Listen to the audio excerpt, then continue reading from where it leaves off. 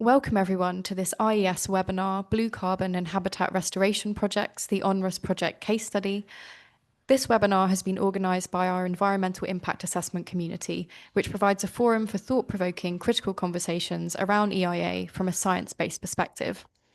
Once we kick off with the presentations, I'll share a bit more about that community in the chat if you're interested in finding out more. I'm delighted today to be joined by three excellent speakers. Firstly, we're going to hear from Eleni Antoniadis. Eleni is a project environmental lead for aviation and infrastructure projects with more than 20 years experience in leading the environmental impact assessment and environmental management of strategically significant projects across the UK and internationally. Since 2016, Eleni has also specialised in the environmental assessment and sustainability of infrastructure projects in Antarctica. Eleni is Vice President of the IES, where she has helped shape the organisation's strategy since 2016 and helped establish the EIA community, which she now chairs. Eleni is also a trustee of the White Desert Foundation. We will then hear from Danielle Smith and Liesl de Villiers, who Eleni will introduce shortly. Thank you so much all for joining. I'll pass over to you, Eleni.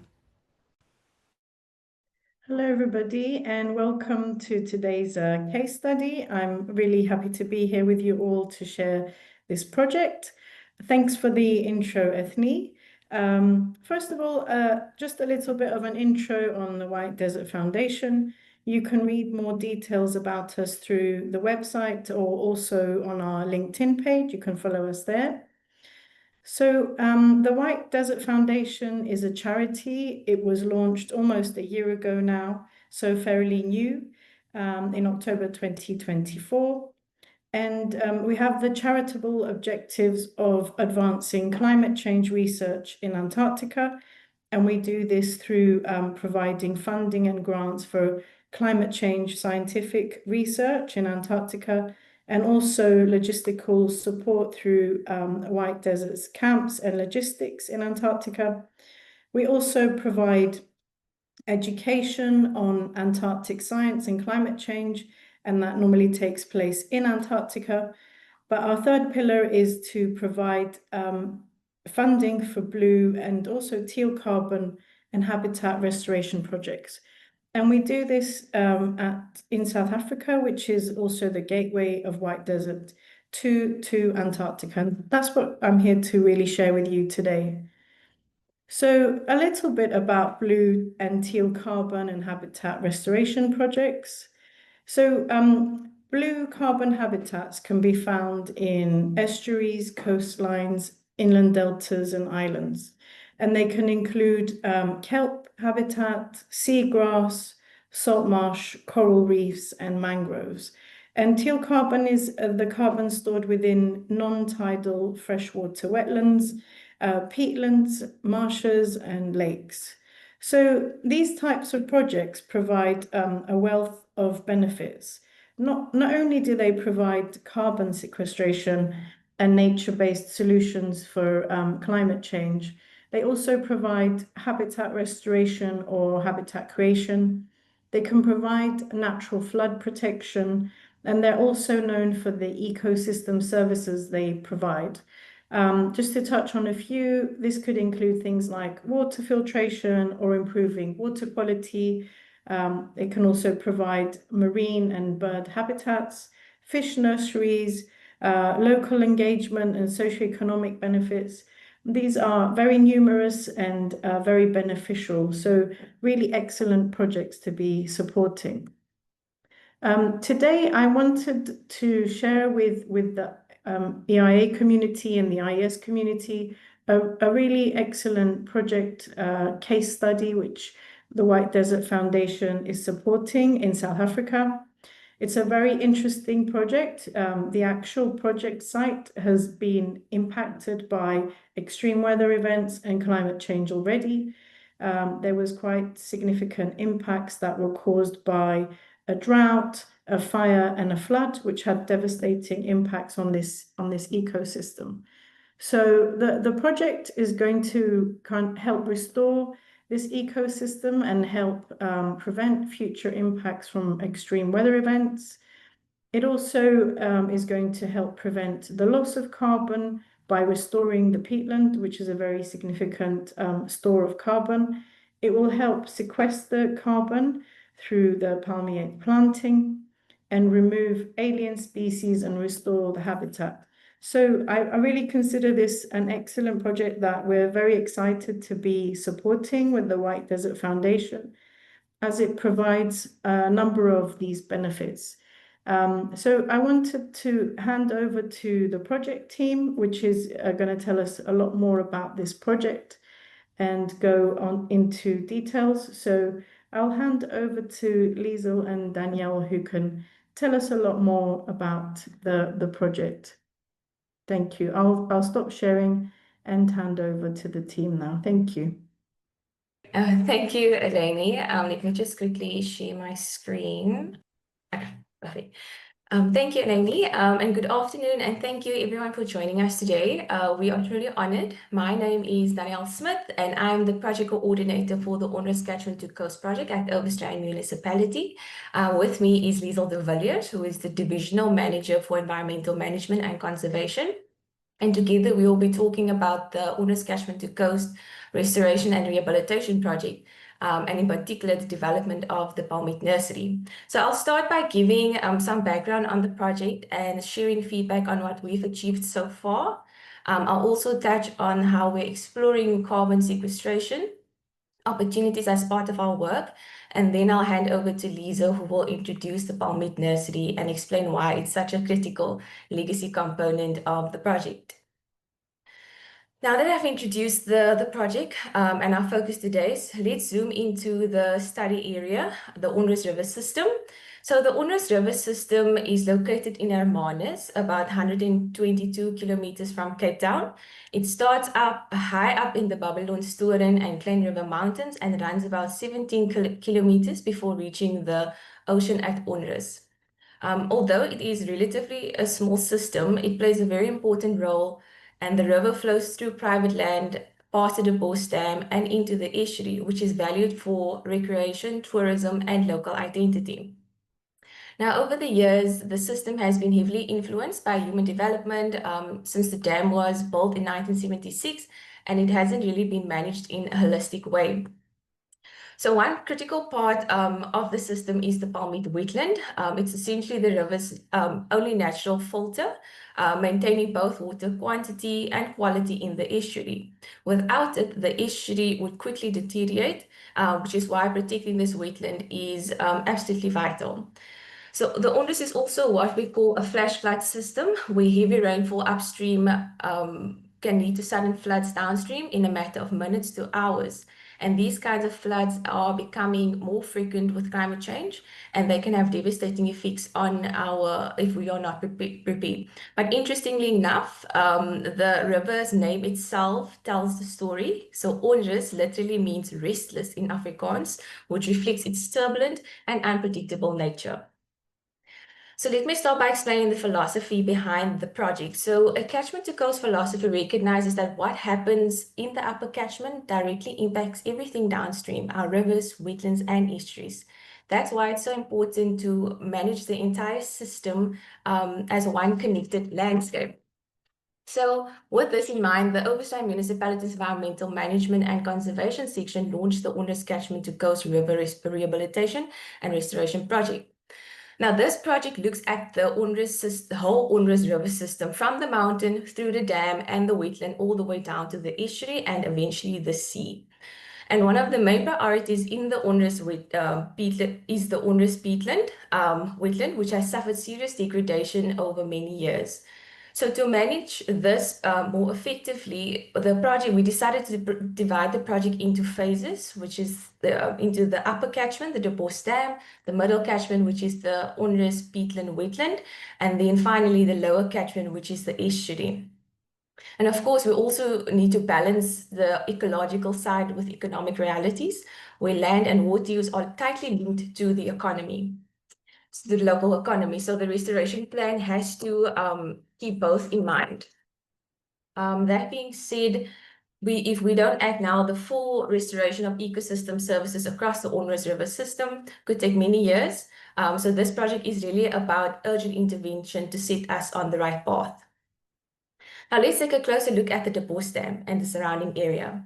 The dam was constructed back in 1976 to supply water to the greater Hermanus area, and it still remains the main water source to the town today, alongside about 10 boreholes.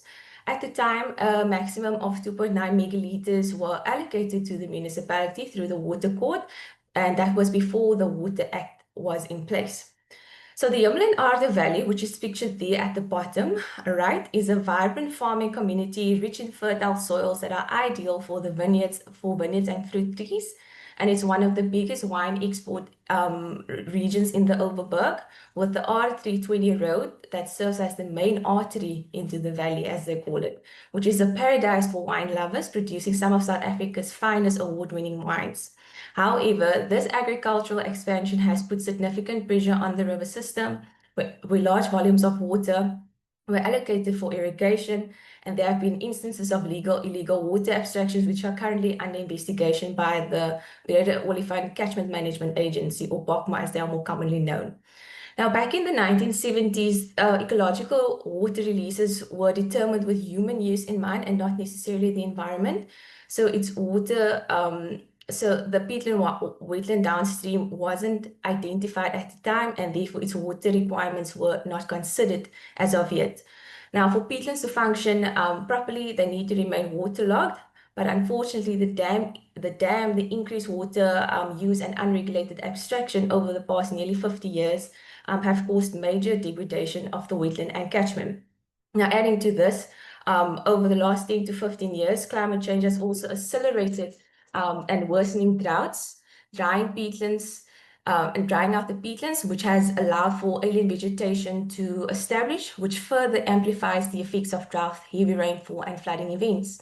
Now, in short, both human activities and climate impacts have combined to significantly stress the Onrus River system, particularly the wetland areas, highlighting why restoration efforts are so critical today.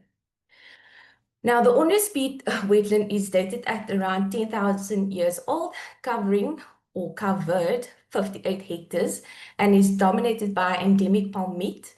It is the third oldest and deepest peatland in South Africa since its discovery, and it's like I mentioned previously, the river system's natural filter, critical for maintaining water quality, water quantity, and flood regulation. Now, the peat has become dehydrated over decades due to the construction of the Depost Dam, the water abstraction for the agriculture, the invasive alien plant species, and prior fires. And this drying made it highly susceptible to subsurface fires like the major 2019 fire we experienced. At the time, the fire department was battling 3 major fires in the area across the region when the Karweiderskraal fire spread into the wetland system. What made it unique was that it burned underground for almost 4 months, reaching temperatures of up to 400 degrees Celsius at certain points. And after several failed attempts by the fire department to extinguish the fire, they called in the environmental management team, realizing that something different might be at play here. This is actually my manager's story. She always tells the story, and I always find it so fascinating. She said when she stepped out of the car, it smelled exactly like peat whiskey. And that was the moment we realized that the Onrus wetland was actually a peatland. Well, but this discovery was, of course, backed up by scientific research and later confirmed by peat specialists, Dr. Piet Louis and Althea Grundling. And it drew both national and international attention. And once the cause of the fire was obviously understood, they could determine how to extinguish the fire, and they used a unique spike branch spray method developed by Martin Bolton, and this eventually extinguished the fire while it was continuously monitored for another few months and was declared extinguished in June of 2019. Now, the past fires, the droughts, and ongoing degradation weakened the peat, leaving it unable to perform its natural ecosystem function. And when the September 2023 flood hit with around 141 millimeters of rain recorded in 24 hours in the catchment alone, the wetland could not buffer the flow. So large sections of the peat and palmite were washed away downstream, unfortunately, causing massive erosion, sediment deposition, and infrastructure damage across Hermanus. So you can see the damage to the wetland on these pictures. Later on in the presentation, you'll see what it looked like before the flood. So the Great Hermanus area were left without water for 5 days due to the damage of the main water pipeline that eventually washed away. The municipality had to call in assistance from other municipalities for water. The roads were damaged, especially in the valley. There are still some roads that are to this day being reconstructed. It's 2 years later, almost going into 3 years later. And the sewage pipes were destroyed, leaving high levels of E. coli in the estuary. A community of Campbell, which is a school for adults and children with disabilities, were cut off for a period of, I think, a few days because the main bridge leading to the site was completely underwater. And these are only a few instances. This excludes damage to private property, crops, infrastructure, vehicles, and it is estimated to cost around millions to fix it, where initially it would have cost us about 250,000 Rand to fix the wetland, which would have dramatically decreased the damage that we experience. So, in short, protecting and rehabilitating the Onrus peat wetland is critical for the long-term resilience to the catchment, especially as climate change increases the frequency of extreme weather events. Now, this is the Onrus estuary, which is a town popular for recreational and holiday destinations, which adds pressure alongside upstream water reduction from the Rehabilitation Dam, the coastal development, tourism, and deteriorating water quality. The estuary is small, it's about 15 hectares, mainly supratidal and naturally flushes poorly. Nationally, it is also ranked low in conservation importance, but locally, it is vital for recreation and supports some birds, fish, and reed vegetation. So the human activity has significantly altered the system. The riparian zones are invaded by alien plants, in-stream habitats modified by the dam, reduced freshwater flow, and nutrient loading from agriculture. Now, recent floods, particularly the September 2023 flood, or as we call it, the Heritage Day flood, deposited large volumes of sediment and destroyed habitats and worsened the water quality. The National Biodiversity Assessment showed that before the flood, the estuary was already degraded in category D, but after the flood, it was effectively no longer functioning as an estuary and downgraded it to a category E or F with almost no fish, invertebrates, or bird life remaining. The flood risk to town is also higher as sediment and sandbanks could channel future floods into the Onrus residential area if another major event occurs. This is just an image of what the estuary looked like right after the flood. Now, to address these challenges, we are currently exploring dredging of the estuary as part of the UNEP Generation Restoration Project, and one of our key deliverables is a maintenance management plan for estuary dredging, which will guide sustainable management and long-term health of the system. So in short, the estuary's health has been heavily compromised, reinforcing the urgent need for catchment-wide rehabilitation to protect both ecosystems and local communities. So following the September 2023 flood, the Onrus beach was covered in debris, including peat blocks, large tree logs, pipes, and other hazardous material, along with the sewage spill, as I mentioned. So this resulted in the loss of its blue flag status, which the beach had held for several consecutive years.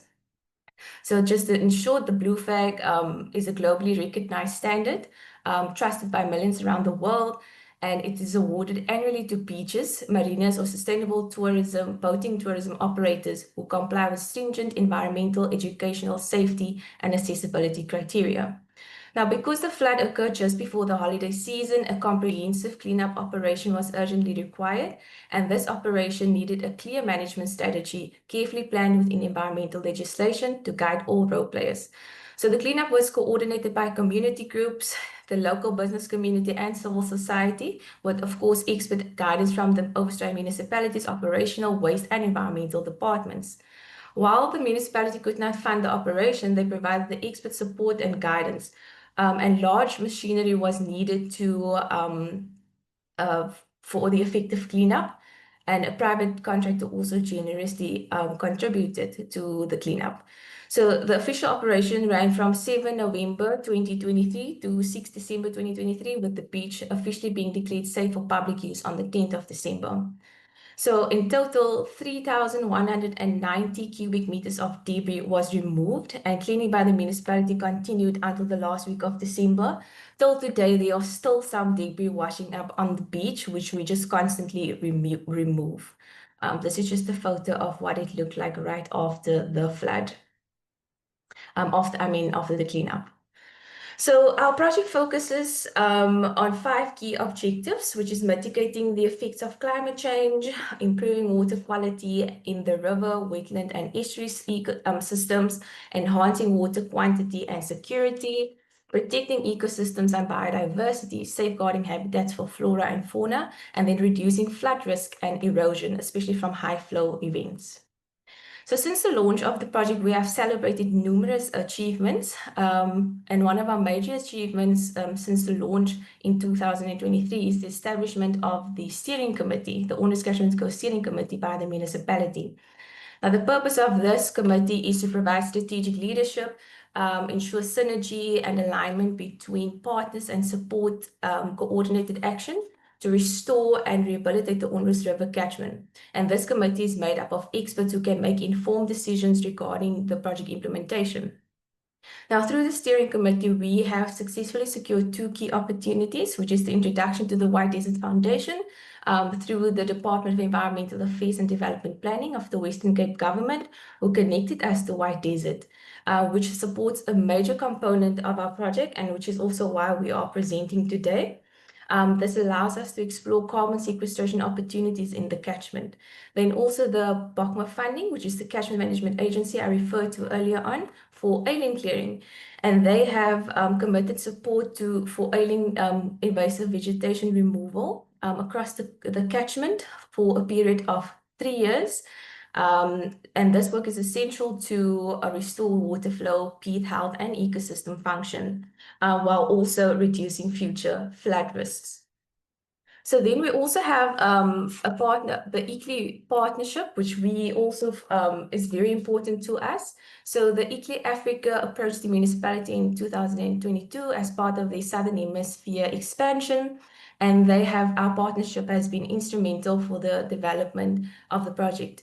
So they support cities and municipalities with technical expertise, training, and access to international platforms. And through this, through ICLEI, we've been introduced to international funders, including the United Nations Environmental Programme, Generation Restoration funding that we have successfully secured. And that brings us back to the UNEP funding. So they have supported key initiatives across the catchment, and we are very grateful for this opportunity as we have achieved so much as well. So this round of funding only included strategic planning. This part of the key deliverables includes a situation assessment, including an alien invasive plant and land transformation assessment, hydrology study, geohydrology study, wetland and estuary and river health assessment, and also the value of ecosystem goods and services.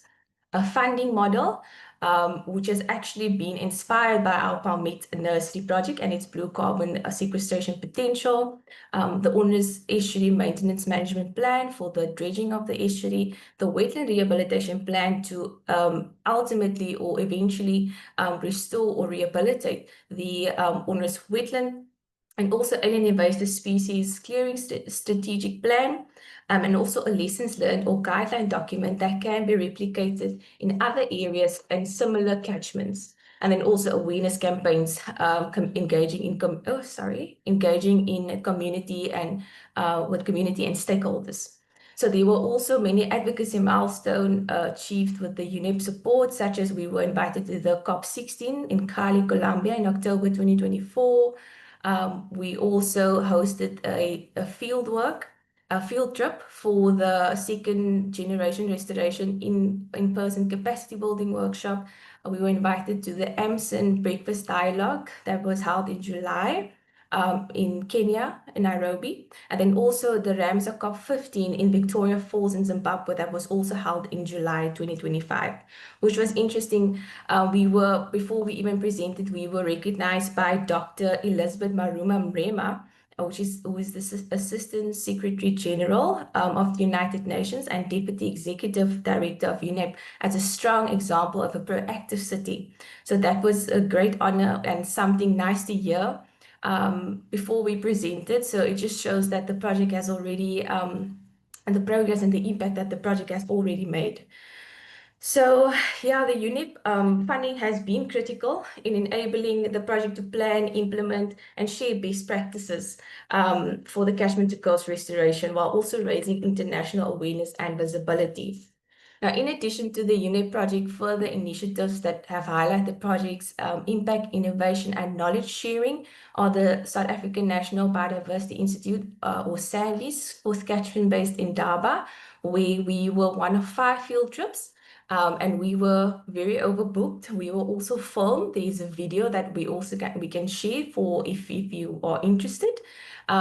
We have also been invited to the technical ecological infrastructure meeting and used as an exemplary example by the Western Cape government. We also have a paper published at the Science Expo Research in collaboration with ICLEI.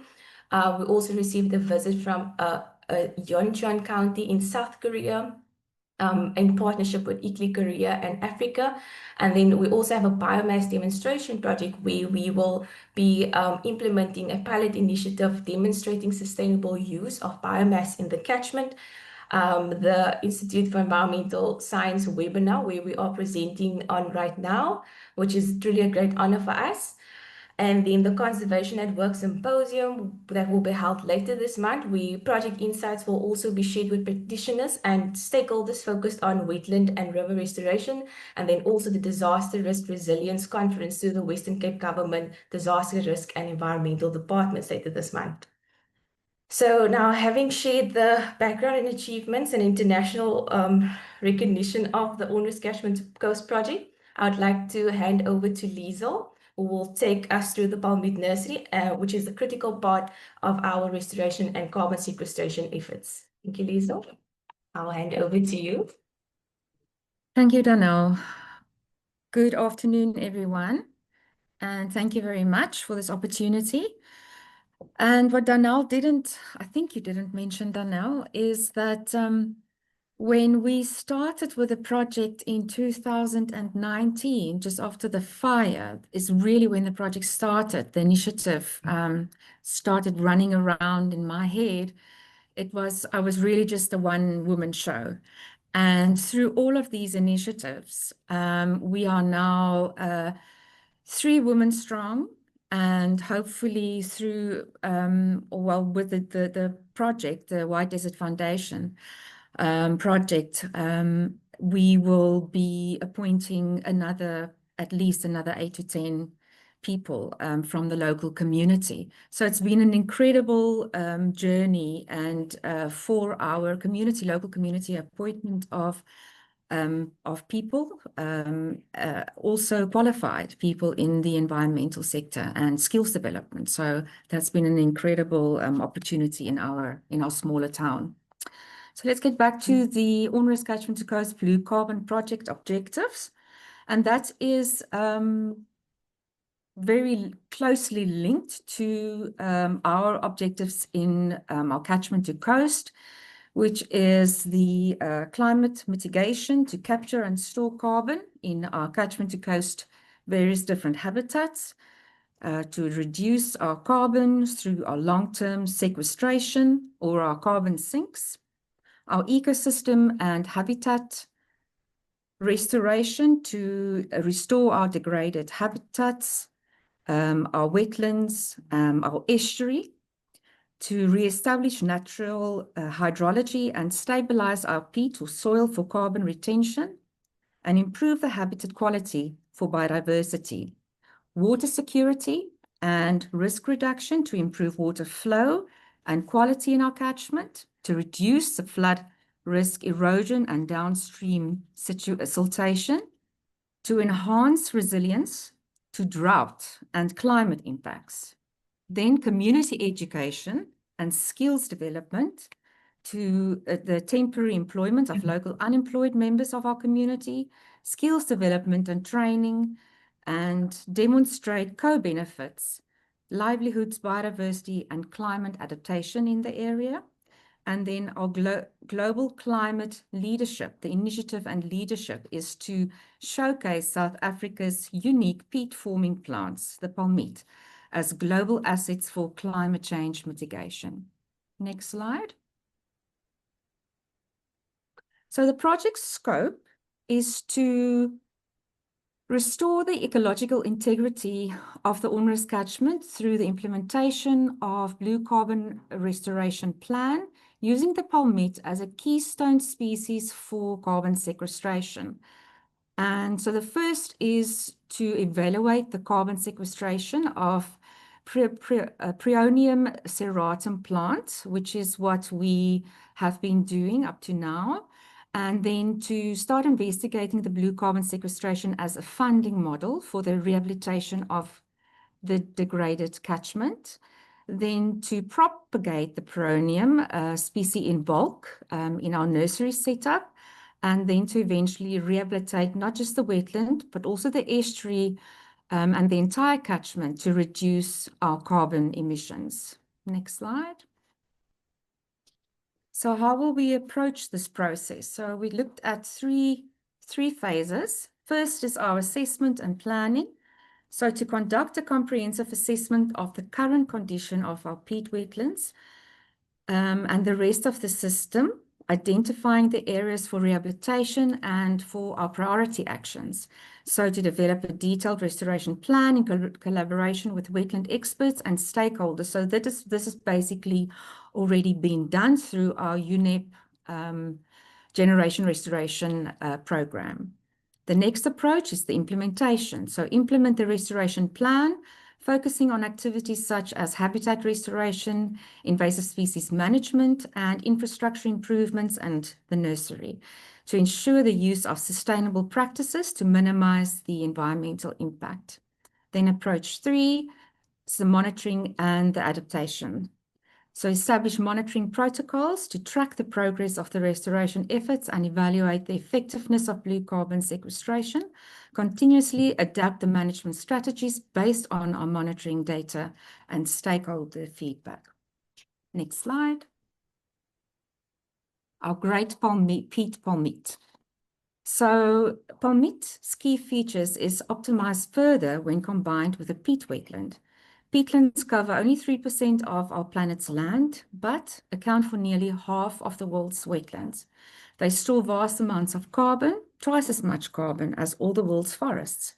By conserving, protecting, and restoring peatlands globally, we can reduce emissions and revive an essential ecosystem that provides many services for people, the planet, and the climate, including their vital role as a natural sink. Palmite is one of Just hold it there for me, please, Danielle. Palmite is one of the few South African plants that is capable of building peat wetlands.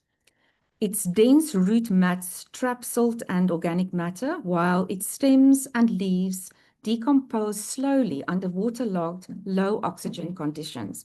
This allows carbon to accumulate for thousands of years as peat. Palmite wetlands in the Cape Fold Mountains can store very high carbon densities, up to 2,000 to 3,000 tons of carbon per hectare in their deep deposits. Palmite wetlands actively sequester through photosynthesis and biomass production. Annual sequestration rates are lower than the fast-growing trees, but more stable and longer lasting because the carbon is stored underground and in the peat and not just above ground biomass. Next slide. So in comparison with other blue carbon systems, palmite peat wetlands can hold up, like I said, up to 3,000 tons of carbon per hectare, which is higher due to the deep peat soils. Mangroves hold up to about 1,000 tons of carbon per hectare in soils, and seagrass meadows up to about 500 to 800 tons of carbon per hectare.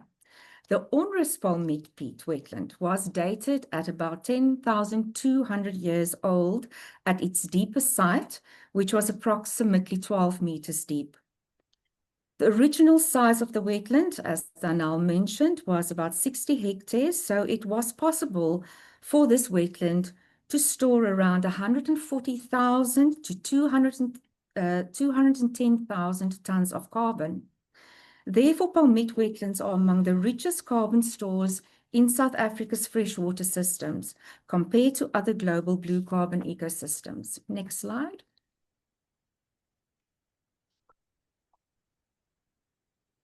So this is the peat palmite wetland between 2024 and 2025, its current state. So ensuring the stability against carbon loss is extremely important. Intact palmite wetlands act as carbon sinks. When degraded by drainage, erosion, alien invasion, grazing, or fire, as per these pictures, during the September 23 floods, stored carbon is rapidly released back to the atmosphere as CO2 and methane. Protecting and restoring our palmite systems prevent these emissions, making them critical for climate change mitigation. Next slide.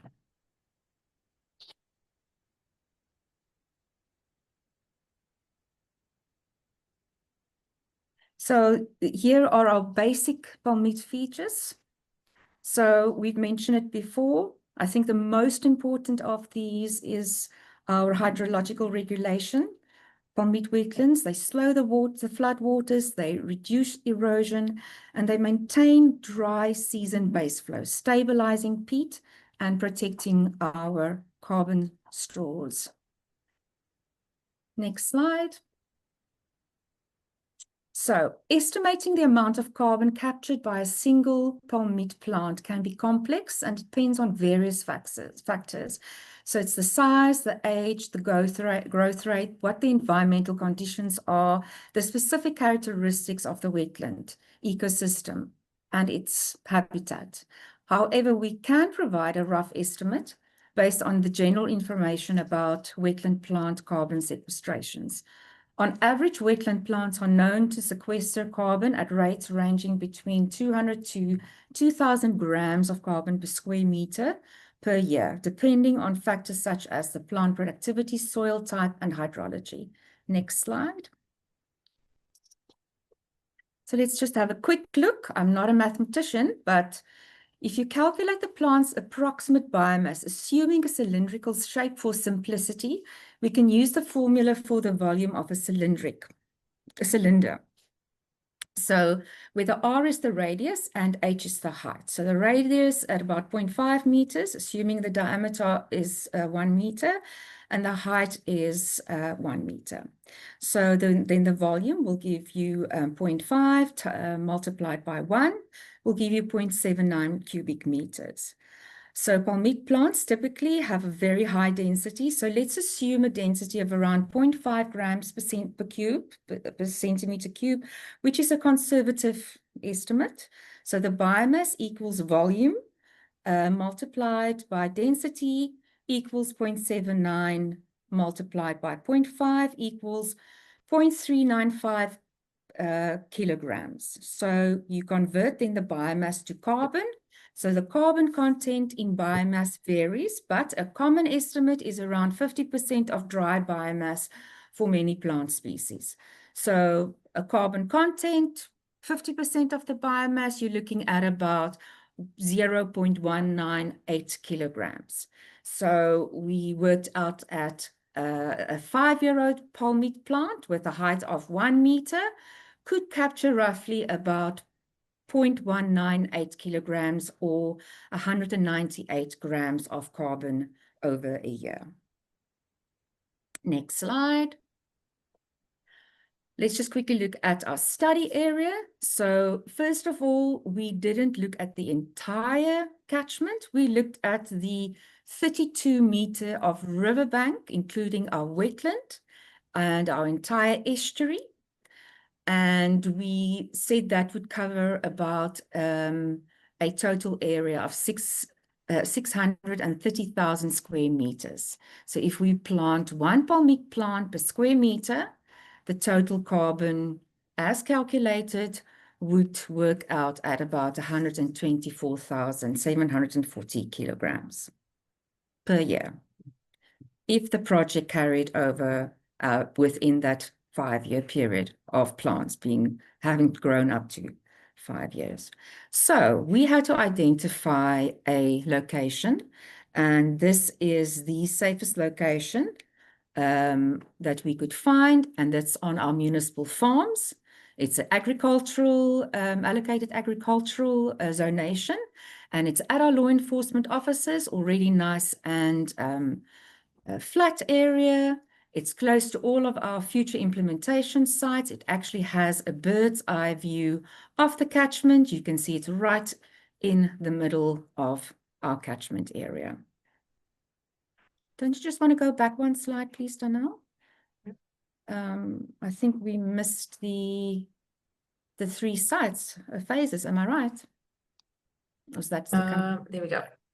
That's it.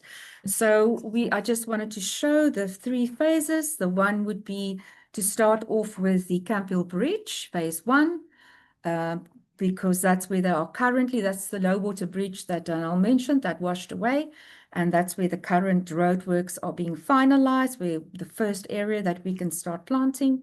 The second phase is the Onrus Estuary, where the MMP is now being finalized, where the dredging will be implemented, and those estuary banks can be established with palmite plants.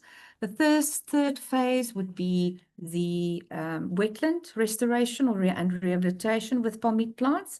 And the 4th phase, which can also happen in between the other phases, is where the rest of the roadworks, where the road has washed away, on those riverbanks where palmite plants and other riverine and plants and wetland plants can also be planted, including where alien clearing or invasive plant removal will be taking place, where we can implement the restoration with indigenous vegetation, including palmites. Thank you, Donnell. Next slide.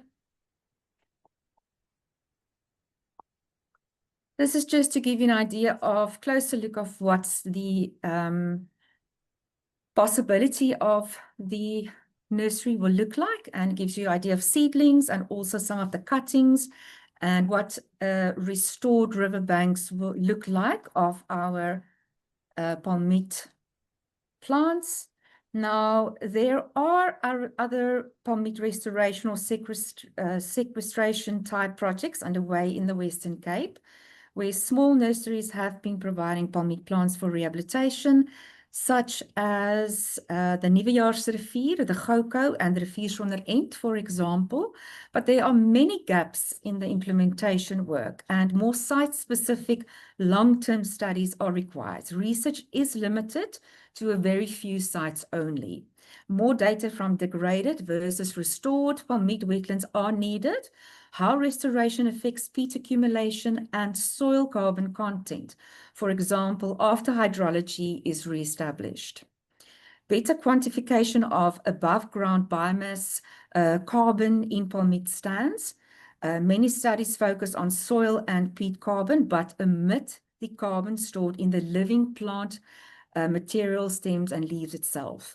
Spatial mapping, more accurate delineation of our palmite wetlands, their area and depth for upscaling sequestration estimates still needs to be acquired. Monitoring of emissions versus sequestration under different states, in other words, pristine, degraded, or restored, including methane versus CO2 fluxes if water table drops or changes. Investment into research of these topics and the actual implementation, for example, of this project could fill those gaps to develop a clear guideline for the implementation of palmite wetland rehabilitation projects for the future. Next slide. So that will then lead to the implementation of the rehabilitation plan. This is examples of what has current projects, outcome of current projects. This is in the Theewaterskloof area, where we had a very similar similar wetland destruction, but on a much smaller scale. And each weir were around 4 meters high, and there was a safe dropping of flood water through the gullies, a total of 23 meters fall, over 600 meters. You can see the project cost there was about 20 million, and apart from the sizable earthworks and landscaping operation, it was about 7,000 square meters of wire gabins that was built there. At the end of construction, the gully material on the sides were brought in to make the plantable side slopes.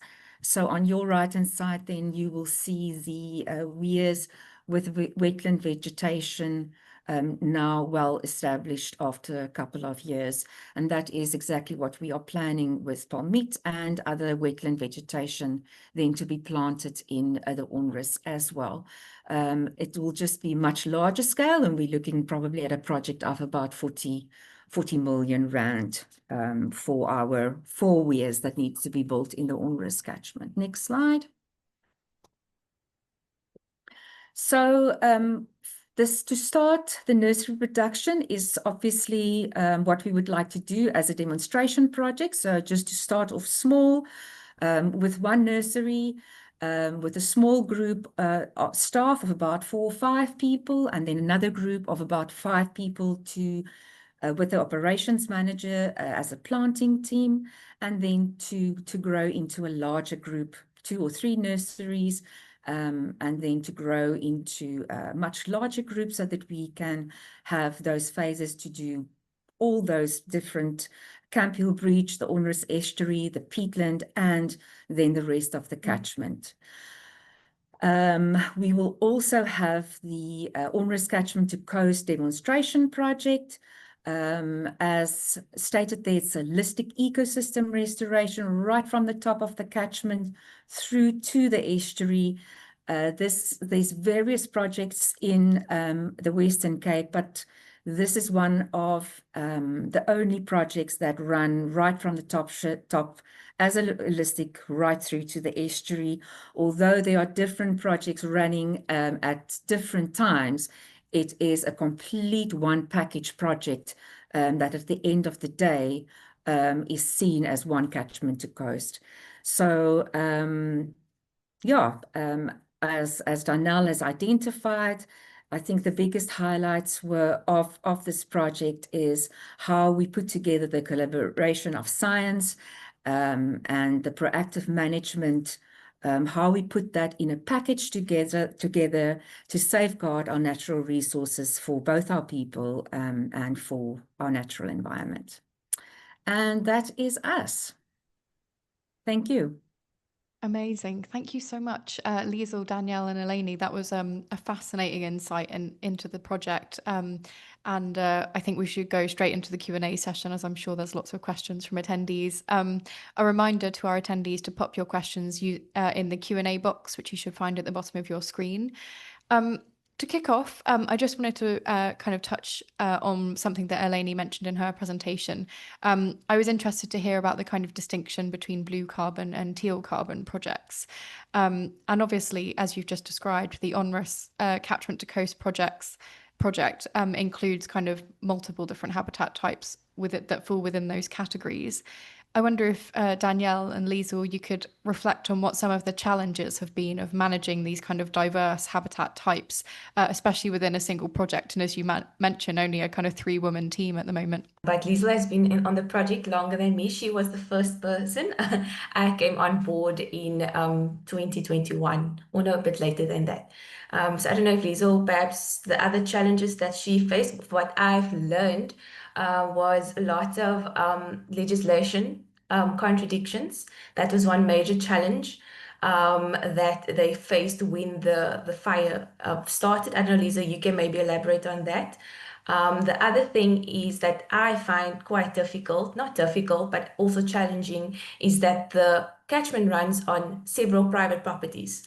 And as a municipality, we don't have mandates on private properties. So it is very important to, collab and have good relationships with landowners and, continuously keeping those relationships active to work together to make the project work eventually. So luckily, like the municipal farms, that's one.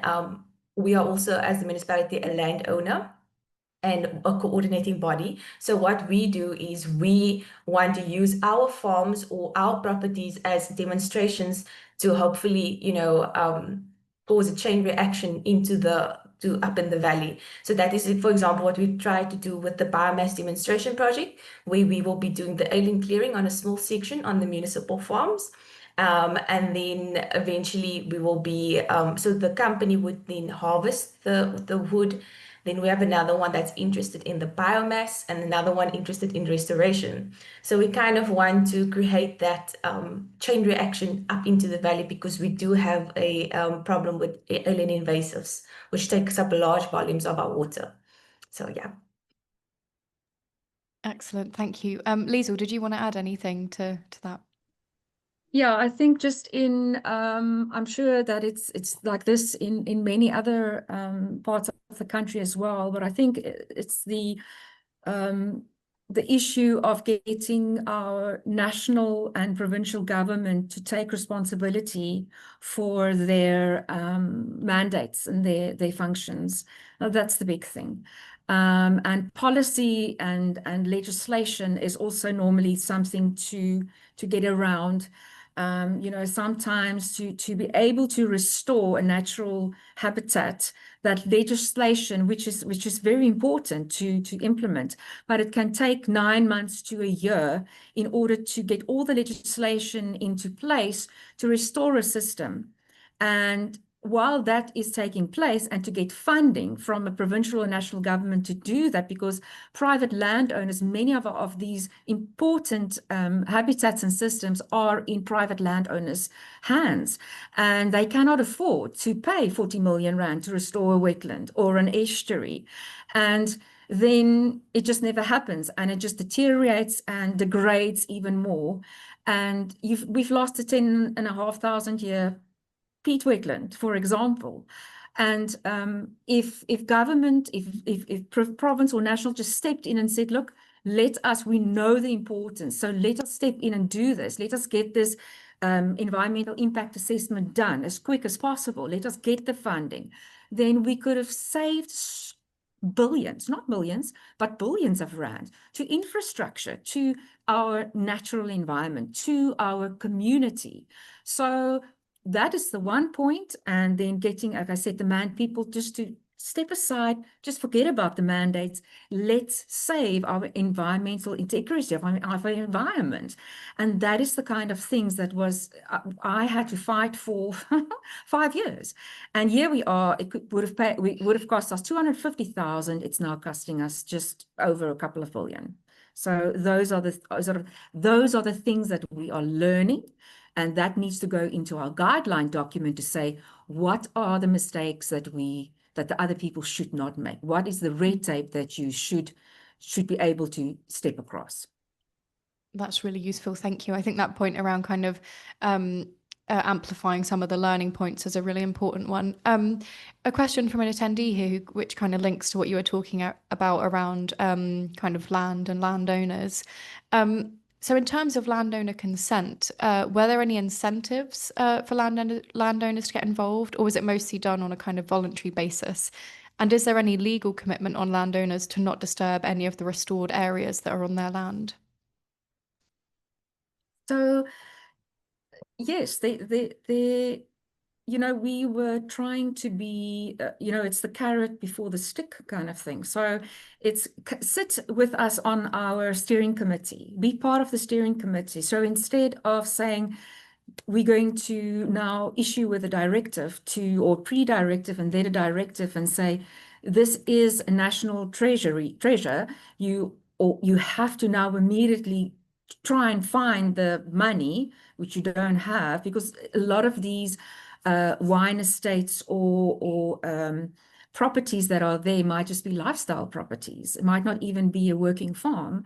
They might not have that kind of funds, like I mentioned. So we say, come with us, sit, and we try and find the funding, or let us work with provincial and national government and see how we, instead of getting a pre-directive, let's work with you and see how we can assist to do environmental impacts assessments, or work with the Department of Agriculture in this case to get to work through another process to get environmental authorization.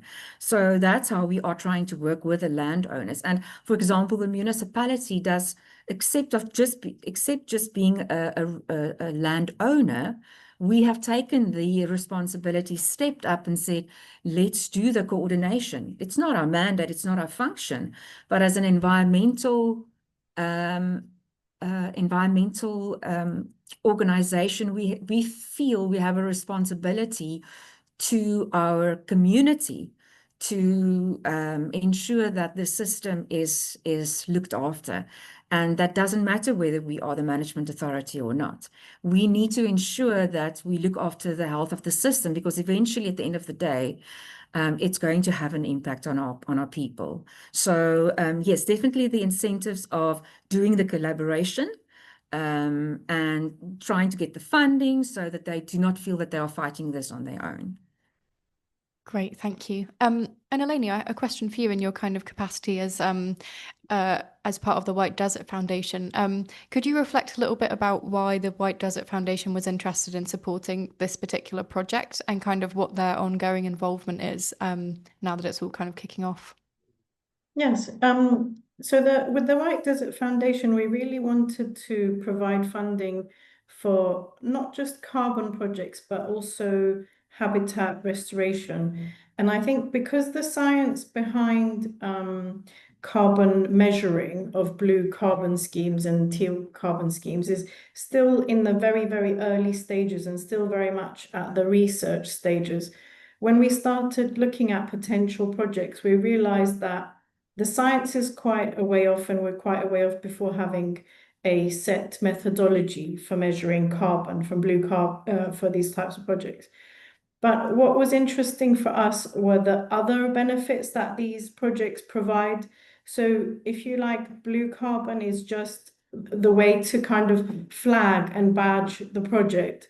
But what's really behind it were all the other benefits that it kind of touches upon, especially things like the climate change and extreme weather events, the flood impacts, wildfires. And when we met with Liesl originally more than a year ago now, and she told us about the project, I just thought, this is an ideal project, which touches upon all those things. And it's also the gateway to Antarctica for White Desert, which is the main, the limited company, and the foundation is the charity sort of arm, completely independent. And we looked at initially projects in the UK, but then we felt like, let's look at the gateway to Antarctica, and that's why we focused in on Cape Town and South Africa. So those were the two main things that drew us to this project. We're supporting with discussion, sharing best practice, and also with initial funding for this nursery, which Liesl described. That's amazing. Thank you so much, and so interesting. I'm afraid that's all we have time for today. We're just reaching the end of our slot. But just once again, a massive thank you to you, Danielle, Liesl, and Eleni. It's been a really, really interesting project, and I think so important to continue kind of sharing the learnings that come out of this. So please do keep in touch and kind of come and let us know how it's all going. A reminder to all attendees that this webinar has been recorded and it will be made available on our YouTube channel. If you're watching the recording on YouTube, please subscribe to our channel, like the video, and hit the bell to gain notifications of new content. The next IES event is on the 22nd of September, and actually leading on quite nicely from this one is a panel discussion on unlocking multifunctional solutions for climate change and biodiversity. And you can register for that on the IES website. If you are an IES member, don't forget to record your attendance at this webinar using our CPD tool, which you can find in the IES members area of the website. And if you're not a member, please do consider joining us to support your professional development and our work. Again, massive thank you to all of you. It's been a really interesting day. Have a great rest of the day for all of you kind of going back to the workplace. Thanks very much. Thank you. Thank you, everyone. Thank you so much for having us.